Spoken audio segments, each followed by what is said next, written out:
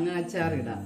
അതിനായിട്ട് 1 കിലോ പച്ചമാങ്ങ നന്നായിട്ട് കഴുകി തുടച്ച് തൊലി കളഞ്ഞ് ചെറിയ കഷ്ണങ്ങളാക്കി എടുത്തിട്ടുണ്ട്.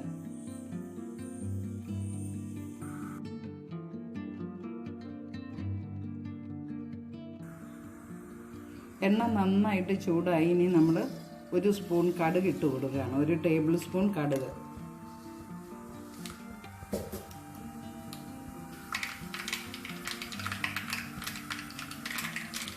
കടുക് പൊട്ടി വരുമ്പോഴത്തേക്ക് നമുക്ക് 1/2 സ്പൂണ് ഉലുവ ചേർത്ത് കൊടുക്കുക. അതിന് പിറകെ ഇഞ്ചി, ഒരു മുഴുത്ത കഷ്ണം ഇഞ്ചി ചെറുതായിട്ട് അരിഞ്ഞ് അത് വഴറ്റണം.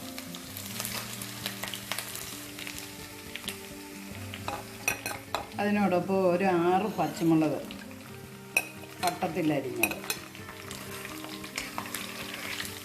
നിങ്ങൾക്ക് കാന്താരി ഉപയോഗിക്കാൻ ഇഷ്ടമാണെങ്കിൽ കാന്താരി ഇടാവുന്ന. ഈ പച്ചമുളകിന് പകരം നമുക്ക് കാന്താരി ഉപയോഗിക്കാം.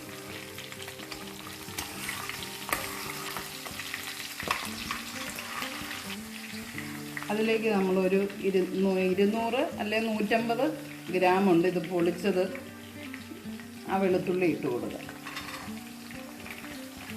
നമ്മൾ എന്ത് അച്ചാറിടുമ്പോഴും നമുക്ക് വെളുത്തുള്ളി അല്പം കൂടുതലായിരുന്നാലും നല്ല ടേസ്റ്റ്. അച്ചാറിൻ്റെ എരിവും പുളിയൊക്കെ പിടിച്ച് കഴിയുമ്പോൾ വെളുത്തുള്ളിയും നമ്മുടെ മറ്റ് സാധനങ്ങളെ പോലെ തന്നെ നമുക്ക് കഴിക്കുമ്പോൾ നല്ല, പിന്നെ അത് വയറിന് നല്ലതാണ്. നല്ല മെഡിസിനൽ വാല്യൂ ഉള്ള സാധനമാണല്ലോ വെളുത്തുള്ളി. അതുകൊണ്ട് നമുക്ക് വെളുത്തുള്ളി അല്പം കൂടുതൽ ഇട്ടാലും കുഴപ്പമില്ല.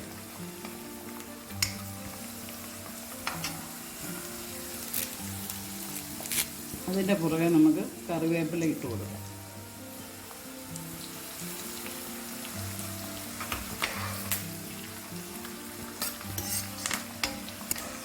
നമ്മൾ അച്ചാറുകൾ ഇടുമ്പോൾ നല്ലെണ്ണ തന്നെ ഉപയോഗിക്കണം. അതാണ് പൂക്കാതിരിക്കാനായിട്ടുള്ള എണ്ണയാണത്.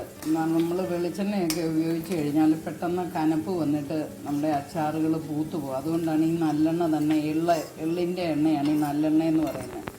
അത് എള്ളാട്ടിയ എണ്ണ തന്നെ മേടിച്ച് ഉപയോഗിക്കാനായിട്ട് ശ്രദ്ധിച്ചോണം. നല്ലെണ്ണയും അച്ചാറുകളിൽ ഇടുമ്പോൾ ഇച്ചിരി കൂടുതൽ നമ്മൾ ഒരു സാധാരണ അളവിലും അല്പം മുന്നോട്ട് നിൽക്കുന്നത് നല്ലതാണ്. എണ്ണ തെളിഞ്ഞ് അച്ചാറിൻ്റെ മുകളിൽ കിടന്നു കഴിഞ്ഞാൽ നമ്മുടെ അച്ചാറുകൾ പൂക്കാതെ ഇരിക്കും. എണ്ണ മേളിൽ ഇങ്ങനെ തളം കെട്ടി കിടക്കണം, എന്നാലാണ് നമ്മുടെ അച്ചാർ ഇങ്ങനെ പൂക്കാതെ വളരെ കൃത്യമായിട്ട് നമുക്ക് എടുക്കാൻ പറ്റും. വൃത്തിയായിട്ടും രുചികേടില്ലാതെയൊക്കെ വളരെ നാളിരുന്നാലും അച്ചാർ നല്ല ഫ്രഷായിട്ടിരിക്കും.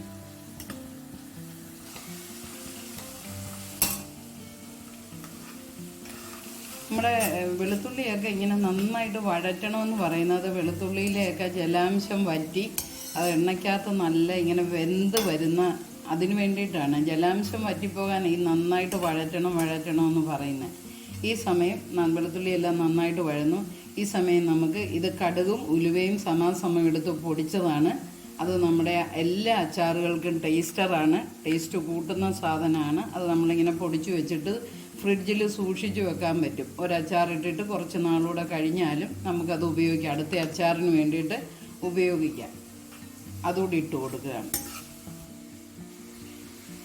ഇവിടെ നമ്മൾ പിക്കിള് ഇടുമ്പോൾ ഒരിക്കലും നമ്മൾ മാർക്കറ്റിൽ കിട്ടുന്ന ഈ പിക്കിൾ പൗഡർ ഉപയോഗിക്കാറില്ല.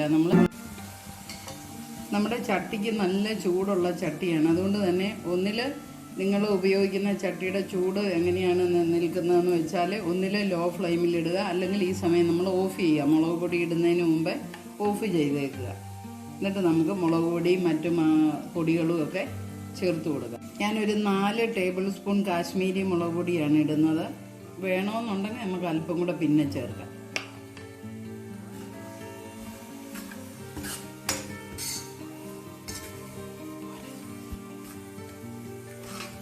നമ്മുടെ ഗ്രേവിയിൽ മുളക് അല്പം കുറവാണെന്ന് തോന്നുന്നു. ഞാൻ 1 സ്പൂണും കൂടെ ഇടുകയാണ് കാശ്മീരി മുളക് പൊടി. ഇത് ഞാൻ കാശ്മീരി മുളക് പൊടി വേറെ ഒരു വീഡിയോയിൽ ചെയ്തിട്ടുണ്ട്, എങ്ങനെയാണ് അത് പൊടിക്കുന്നതെന്നും ഏതാണ് യഥാർത്ഥ കാശ്മീരി മുളകെന്നും ഒക്കെ ഞാൻ എൻ്റെ ഒരു വീഡിയോയിൽ ചെയ്തിട്ടുണ്ട്. നിങ്ങൾ അത് എന്തെങ്കിലും സംശയം ഉണ്ടെങ്കിൽ നിങ്ങളത് കയറി നോക്കി മനസ്സിലാക്കി. ഇനി നമുക്ക് 1 ടീസ്പൂൺ മഞ്ഞൾപ്പൊടി ഇട്ട് കൊടുക്കാം.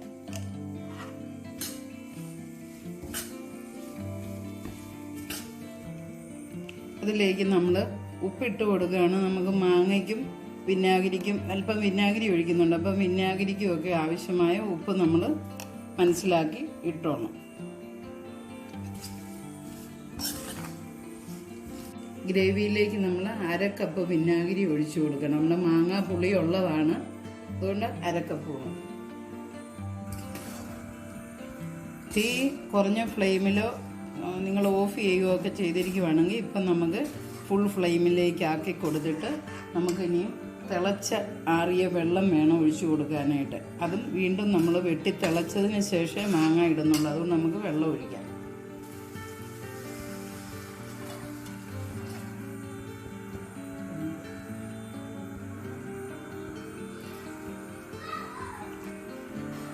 നമ്മളിതിലേക്ക് 3 കപ്പ് വെള്ളമാണ് ഒഴിച്ചിരിക്കുന്നത്. നല്ല വെട്ടി തിളച്ച് ആറിക്കഴിഞ്ഞ വെള്ളമാണ് ഒഴിച്ചത്. അങ്ങനെ അതൊക്കെ നിങ്ങൾ പ്രത്യേകം ശ്രദ്ധിക്കണം. അങ്ങനെയൊക്കെ നമ്മൾ ശ്രദ്ധിച്ചെങ്കിൽ മാത്രമേ നമ്മുടെ അച്ചാറുകൾ പൂത്തു പോകാതെ ഇരിക്കത്തുള്ളൂ. നന്നായിട്ട് ജലാംശം ഇല്ലാതെ ഈർപ്പമില്ലാത്ത മാങ്ങയൊക്കെ നന്നായിട്ട് തുടച്ച് അരിഞ്ഞൊക്കെ വേണം ഉപയോഗിക്കാനായിട്ട്. നമ്മുടെ ഈ ചാറ് നന്നായിട്ട് 2-3 മിനിറ്റ് തിളപ്പിച്ചത് ആറിച്ച വെള്ളമൊക്കെയാണ് ഒഴിച്ചതെങ്കിലും അല്പനേരം കിടന്ന് നന്നായിട്ട് ഇങ്ങനെ വെട്ടി തിളച്ചിട്ട് ഒരല്പം കുറുകി വരുന്ന ആ പരുവത്തിൽ നമുക്ക് തീ ഓഫ് ചെയ്യാം.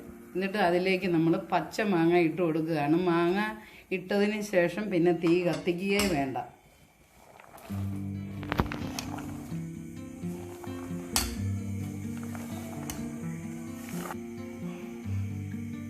നമ്മൾ ഈ മാങ്ങ എല്ലാം ഇട്ട് കഴിഞ്ഞ് അതിലേക്ക് നമ്മൾ 1/2 സ്പൂണ് കായം ചേർത്ത് കൊടുക്കുകയാണ്.